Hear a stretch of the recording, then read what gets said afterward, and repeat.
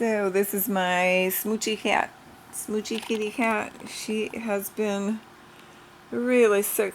I noticed her losing weight 2-3 months ago. I was kind of busy with my other cat who has died since, so I wasn't paying attention to this one too much. She's always eaten really well, and she loves food. But then I really noticed how skinny she had gotten. She just she's just a bone when you run your fingers over her. You can feel every rib and her spine, and just a mess. And she was getting very hyper. She was meowing. She got really bad at night, breathing fast. Her heart was racing. Occasionally she'd throw up. Not every day, but she was just a mess. Her belly was making funny noises. I could hear her belly. If I was in the bedroom and she was in the kitchen, I could hear her belly. So anyway, I did take her in a couple of weeks ago to see the vet, and she did all kinds of tests, and she has hyperthyroidism. So her thyroid is going bonkers.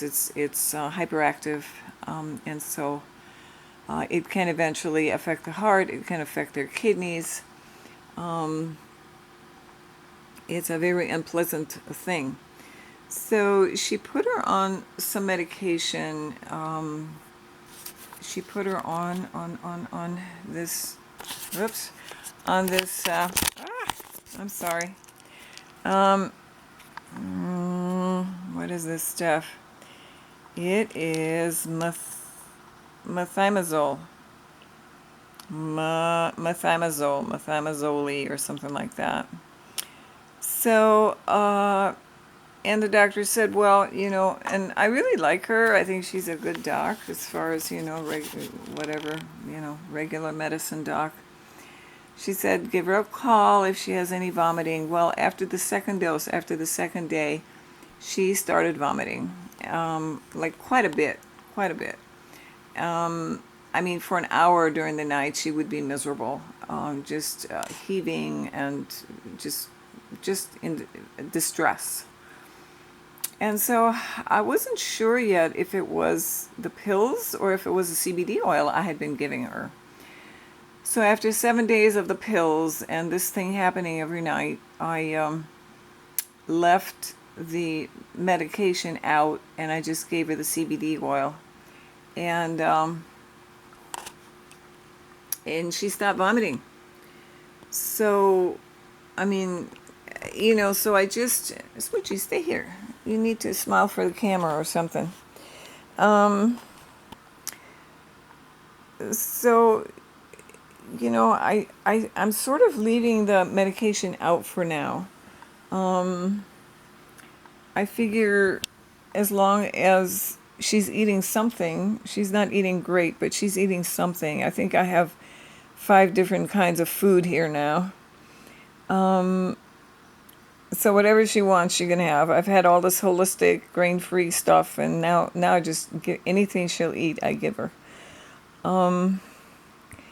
And I've increased not the amount of CBD I give her, but the frequency. So I used to give it to her a couple times a day, and now I give it to her like 4 or 5 times a day. I also give her a dose in the middle of the night because, like I said, the nighttime seemed to be really tough on her. I guess she doesn't like cameras. Let me show you the CBD that I gave her, that I'm giving her. I give her this stuff.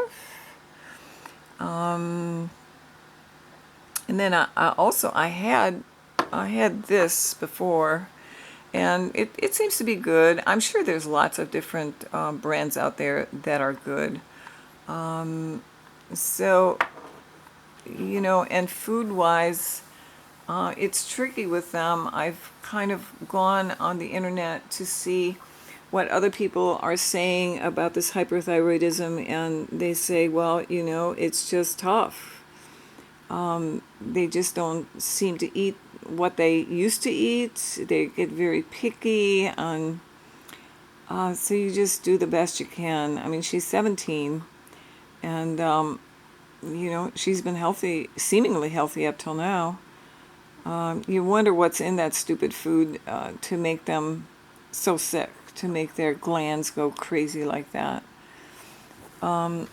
So that's what we're doing with Smoochie. Maybe it's helpful for someone who has the same issues with their kitty cat. And I know everybody's metabolism is different, everybody's chemistry is different, so it may not work on your cat, but I tell you, it's been a lifesaver for her.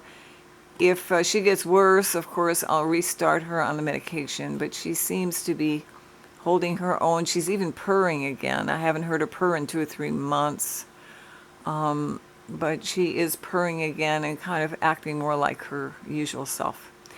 All right, Smooch, say bye. Thank you for listening.